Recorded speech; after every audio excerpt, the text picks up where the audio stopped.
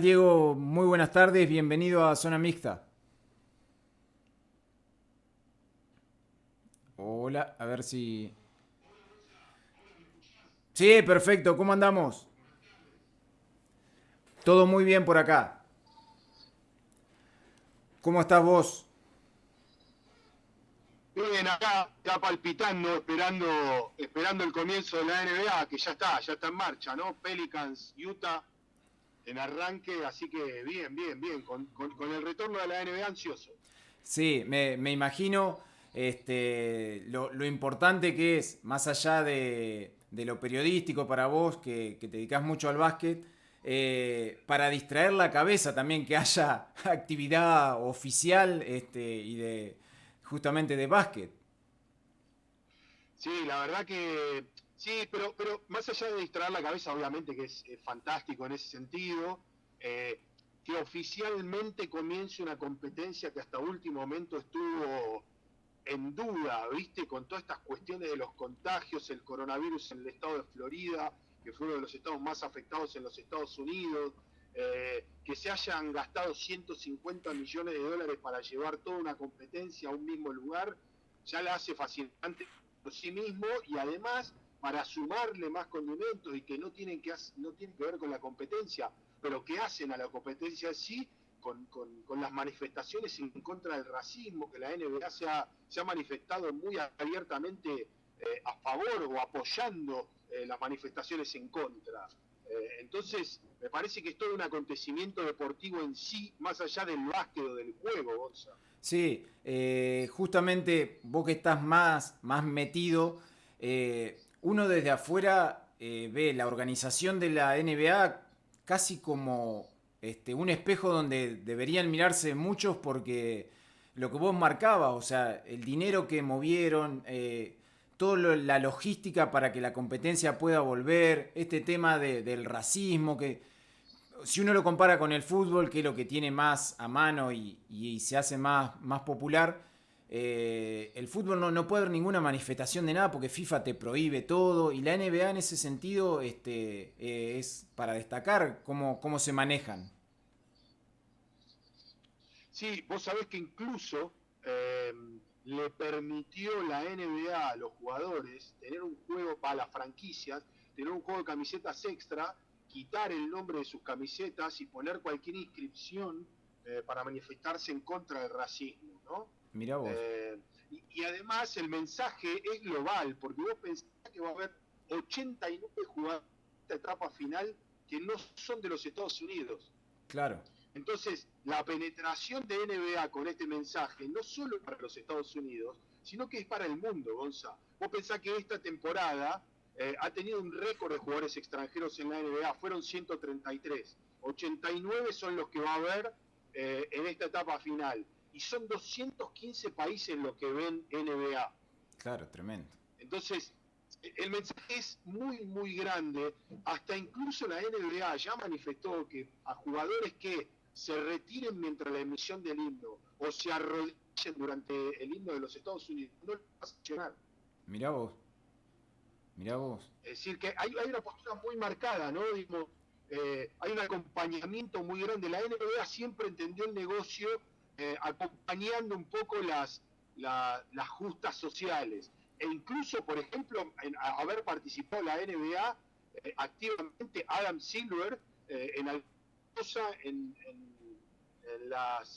los desfiles del orgullo gay en alguna oportunidad, en Mirá Nueva vos. York, en Los Ujú. Ángeles y en Boston. Es Claro. decir, no es que son, no se persigue solamente en este caso a partir del disparador de George Floyd.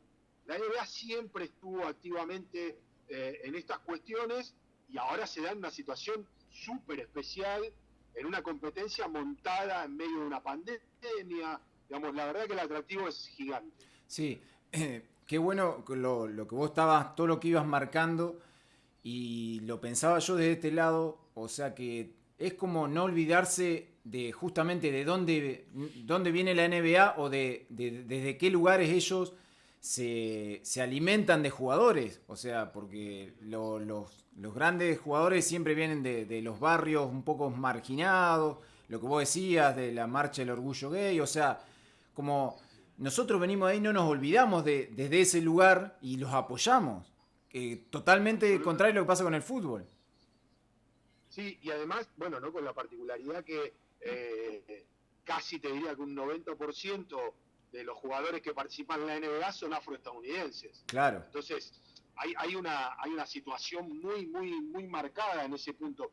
Y sacando el racismo y hablando de justas sociales, hace muy poco, antes de que comience la pandemia, abiertamente Dwayne Wade habló sobre la identidad de género de uno de sus hijos. Claro. Y la NBA lo apoyó abiertamente y los jugadores lo apoyaron abiertamente también, digamos. No son temas tabú para el deporte o para la NBA en sí, cuando el racismo y la homosexualidad, en líneas generales, la homosexualidad en el fútbol, es un tema tabú, sí, ¿no? Digamos. Claro. No hay un escenario más homofóbico que el fútbol en ese sentido, ¿no? Bueno, la NBA está tratando de enseñar de alguna manera que en el deporte hay que olvidarse de ese tipo de cosas y que hay una pelota y que es un negocio.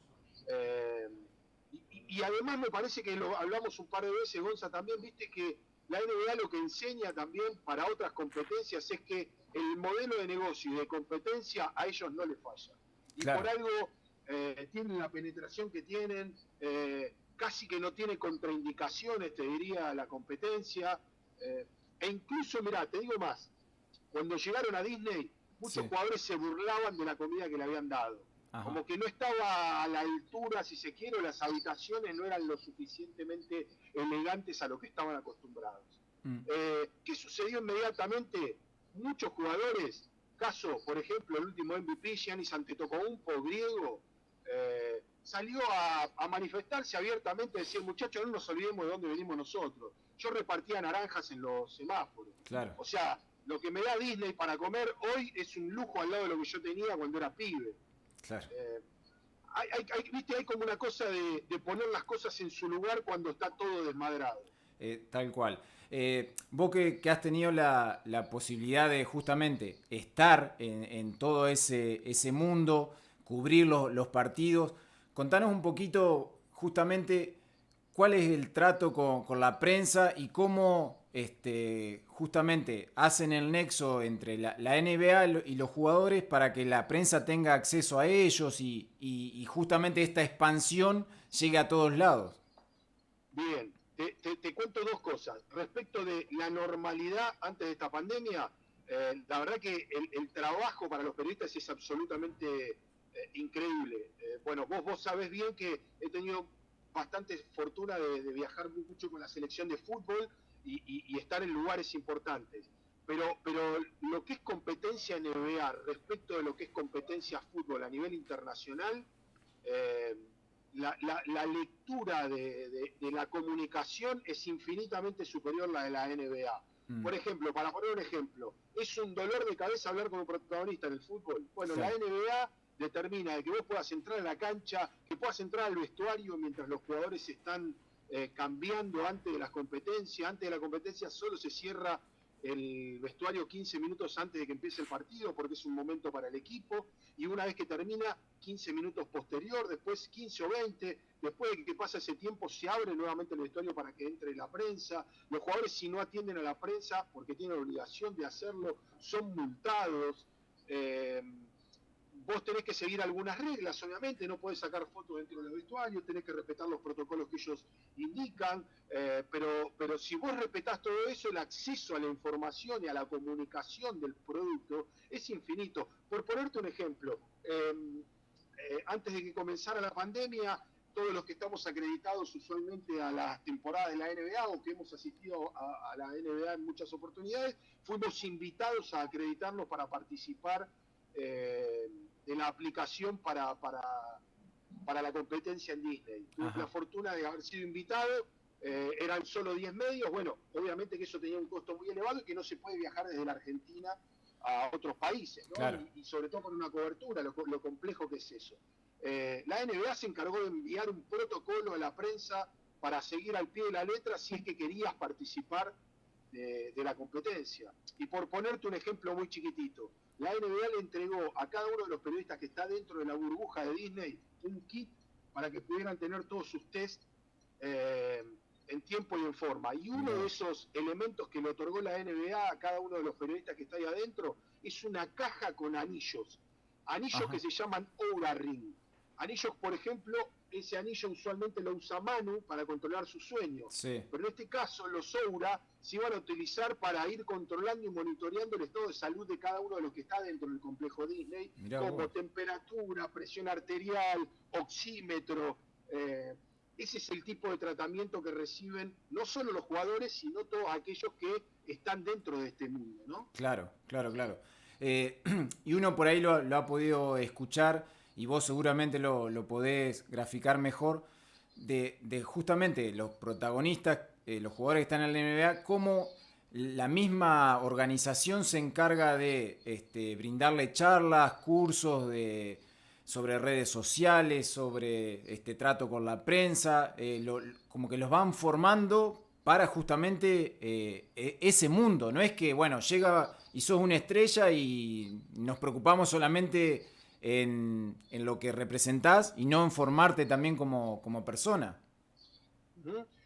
Vos sabés que es todo cierto lo que vos contás, Gonza, y por poner un caso muy, muy específico, con toda la locura de The Last Dance, Sí. El documental de Jordan que se vio ahora, Fraccino, un ex integrante de una mafia italiana en los Estados Unidos, contó parte de lo que había sucedido con Jordan en su momento y los problemas que había tenido su padre y todo ese tipo de complicaciones. ¿Por qué él sabía todo lo que había pasado con el tema del juego y Jordan, que fue uno de los temas que toca el documental? Porque él, una vez que se retiró de todo ese mundo turbio vinculado con la mafia, fue uno de los contratados por la NBA para brindarle charlas a los jugadores acerca de el juego, el mundo del juego, las dificultades que implica involucrarse en eso, las malas inversiones, no involucrarse con determinada gente, sobre todo porque los jugadores, tengamos en cuenta que ganan un dinero exorbitante. Claro. Por ponerte un caso muy simple, el último contrato de Russell Westbrook, firmado hace 2 años, fue de $205 millones por 5 temporadas, Gonza. O sea que un jugador de la NBA es un foco de atención para cualquiera, respecto de inversiones y dinero y juegos y todo ese tipo de cosas. Claro. Qué terrible. Y qué envidia da que ojalá se pudiese replicar o lo quisiesen replicar, porque por ahí no lo quieren replicar en otras organizaciones, como decíamos, de nuestro fútbol, ya sea a nivel FIFA o a nivel AFA, porque es raro, pensándolo ahora también, que no tomen ese ejemplo del NBA y con el resultado que le da. Sí, vos fijate que uno de los que toma ese modelo fue la Liga ACB. La Liga ACB terminó la Liga ACB, la Liga de España, ¿sí? terminó en la Fonteta de Valencia la liga y generó un hábitat similar al que generó NBA en Disney. Claro. Digamos, sin los mismos lujos, sin las mismas cosas, pero generó un hábitat similar para que se pudiera terminar la competencia. La Liga ACB es la liga más poderosa por fuera de la NBA relacionada al básquetbol. Yo entiendo que es medio impracticable en el fútbol a partir de una cuestión cultural, Gonza. Vos conocés mucho también de lo que tiene que ver de lo que tiene que ver con el fútbol, y viste que no es tan sencillo adaptar un jugador de fútbol a entender determinadas reglas. Digamos, en Europa, incluso cuando van los jugadores a Europa, se acomodan a algunas reglas, pero acá en el fútbol argentino es muy difícil. Nosotros tenemos una cultura de que el jugador parece dueño del club y no empleado. Sí. Entonces, ahí es donde me parece que se vuelve casi impracticable esta cultura de entender que el deportista juega bajo una organización, que debe respetar normas, que tiene que saber en qué momento tiene que atender a la prensa, y que atender a la prensa es parte del negocio, o respetar horarios, respetar su conducta. bueno, nada, hay muchas cosas que me parece que el fútbol tiene que mejorar en líneas generales y muchísimo más en el fútbol argentino, ¿no? Claro. Justamente estamos hablando con Diego Morini, periodista del diario La Nación, especialista en básquet. Justamente hablando de argentinos, ¿quién crees, obviamente, sacando a Manu Ginóbili, que ha sido el argentino más influyente allí en la NBA? Aparte de Manu.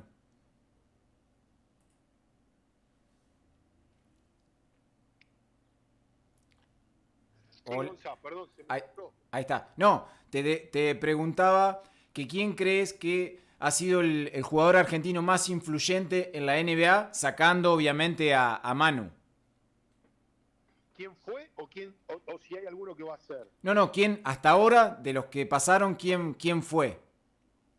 Mira, yo la verdad que ahí yo tengo una mirada muy particular que tiene que ver con que Luis Escola fue muy importante, Mm, pero no podemos olvidarnos que además de Manu Ginóbili, campeón 4 veces de la NBA, el otro jugador que ha sido campeón de la NBA es Fabricio Berto. claro, Digamos, mucha gente no lo tiene, no toma dimensión de eso. Así que yo creo que Fabricio es un jugador muy importante. De hecho, bueno, Fabricio ha sido embajador FIBA también. Eh, no, bueno, Luis Escola. Sí, Escola yo te diría que fue de los más significativos después de Manu. claro. Sobre todo por el tiempo que jugó, por la cantidad de equipos en los que participó, eh, por, por, además por haber sido mencionado por Adam Silver como uno de los jugadores a los que más han escuchado Claro, sí, sí. respecto de cómo manejar una competencia, de qué países son buenos para la competencia, enfocarse. Digamos, Escola siempre ha sido una referencia para la NBA. Sí, es un, por ahí, contraproducente todo lo que logró Manu, como que obviamente sin querer tapa justamente todo el recorrido de Escola en la NBA, que es tremendo, lo de Oberto, lo de Pepe Sánchez, lo de Prigioni, queda Sí, como Delfino Delfino. Herman. Claro, sí, sí. O sea, fue tan grande lo de Manu que lo otro, o sea, queda como tapado digamos, entre comillas, lamentablemente nos tocó, o sea, todos juntos y en la misma camada, casi.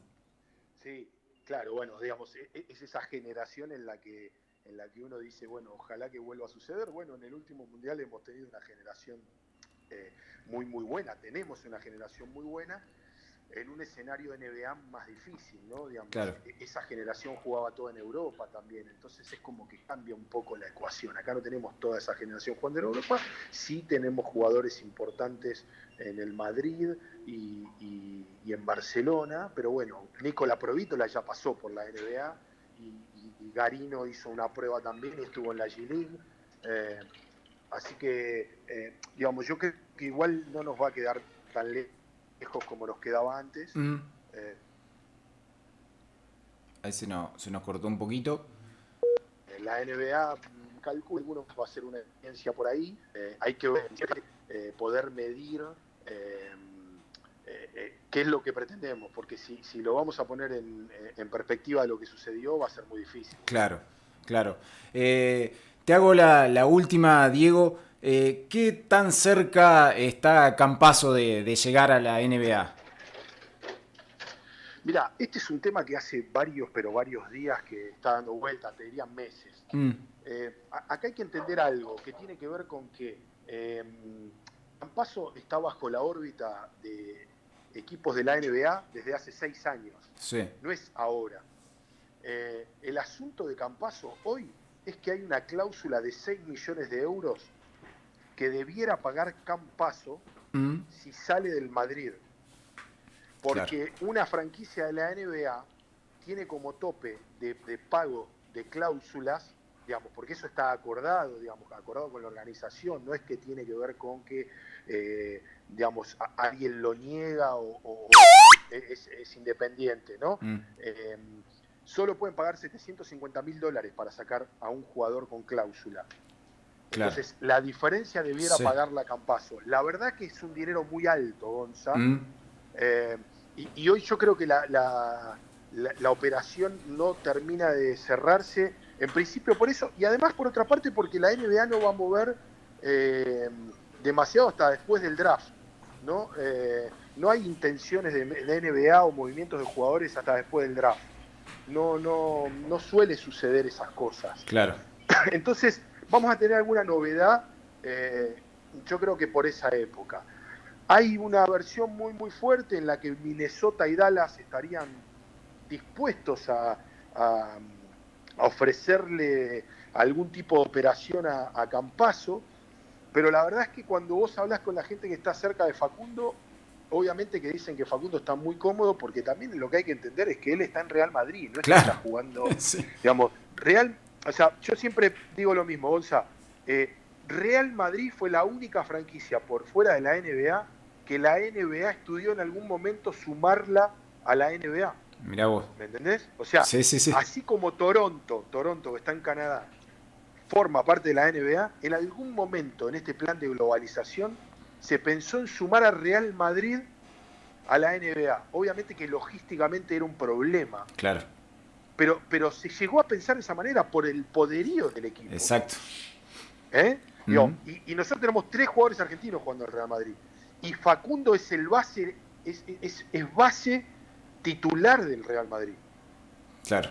O sea, también Facundo debiera digamos, asegurarse que una franquicia de la NBA le dé la posibilidad de jugar. Exacto. Porque pensémoslo en estos términos. Vos te vas a la NBA, como me decía, mira, hablaba con Pablo, con Prigioni, y él me decía, yo no sé si es conveniente irte a una franquicia en la NBA a ser tercero en el banco o ser titular en Real Madrid. Yo lo pienso, claro. Me decía Pablo. Y de hecho Pablo lo hizo así. Pablo terminó su carrera en Europa y después probó en la NBA. Es decir, Facundo no está mal donde está. Obviamente que el próximo paso de él es la NBA. Ya no es que no tiene que demostrar más nada en Europa. Ya demostró en Europa todo lo que él vale. Bueno, ahora su próximo paso es NBA. Es una operación bastante delicada. Yo creo que sí, digamos, él está para estar en la NBA. Hay un montón de otros condicionantes que yo creo que se pueden llegar a resolver. Perfecto. Diego, un placer charlar con vos, justamente en el momento que está comenzando la NBA y todo lo que nos trajiste de conocimientos de ese gran movimiento que justamente es esta liga tan importante. Así que bueno, un gustazo, muchísimas gracias por el contacto y bueno, ahora seguramente ya a sintonizar tenés 2 partidos para entretenerte y despejarte un poquito allí que están bastante encerrados en Capital Federal. Así es, Gonza, muchísimas gracias y un placer como siempre. Un abrazo muy grande. Era la palabra de Diego Morini, periodista del diario La Nación, autor del libro de Manu Ginóbili, justamente charlando de básquet.